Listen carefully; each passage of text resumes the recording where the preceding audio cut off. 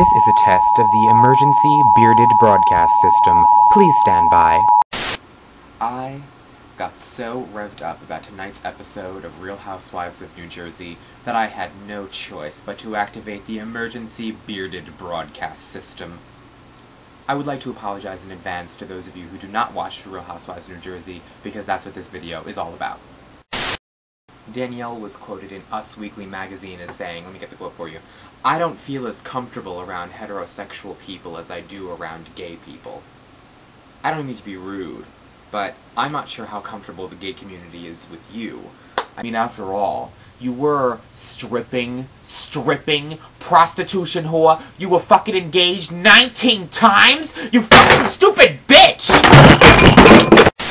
Tonight's main topics would be the fashion show, the prostitution whore, and the coming attractions. So we'll cover those things in that order.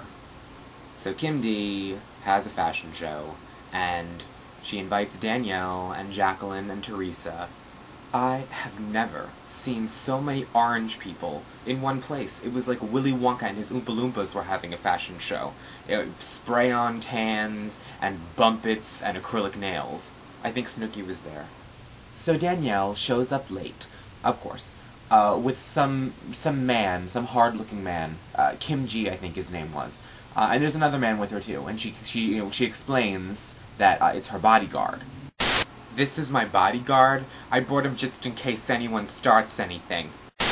You know, just in case, you know, Teresa decides to use her, what's the proper term? You can't say retard strength. So, her mentally impaired strength to, you know, attack her, fling people across the room, like she did in the Last Supper. I thought it'd be a good idea to try to calm her down, and she kind of tossed me like a rag doll. So Kim D has a fashion show, and she's sitting with Jacqueline and Teresa at her table, and Danielle is across from them. And, of course, Danielle's talking shit the entire time, rehashing all of the, all the stuff from the first season. "She called me a prostitute and a whore." Prostitution whore? Actually, honey, she called you a prostitution whore, and there's a big difference. Towards the end, Teresa sees her, they were kind of waiting for her outside the bathroom, which is kind of shady, but, hey, it's New Jersey. And she's like, "Oh, I'm gonna say hello. So Danielle walks by, and she goes, "Oh, hi, Danielle, hi." And and Danielle kind of ignores her. There's this whole, tension going on, and, they kind of start going, I would show the clip, I'll show you the clip.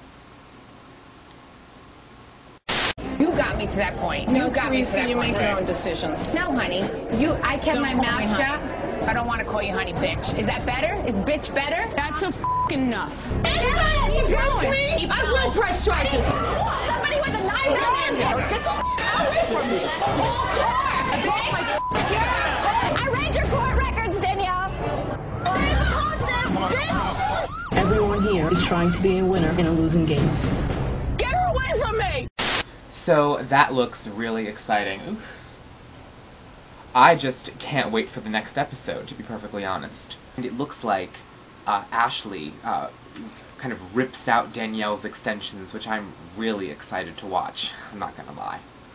I'm thinking that the finale, after the cops show up and break everybody up and bag Danielle's hair extensions as evidence, I think that it's probably going to resort to a death match between my favorite character, Teresa, and my least favorite character, Danielle.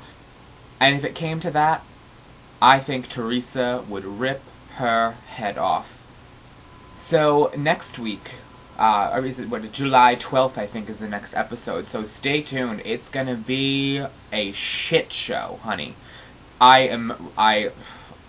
If it's really bad, I may have to activate the emergency bearded broadcast system again, but hopefully I can spare you that. Until next time, Madison Argyle, signing off. This was a test of the emergency bearded broadcast system. If this had been an actual emergency, you would already be in the trunk of a Cadillac on your way to being buried in the Meadowlands.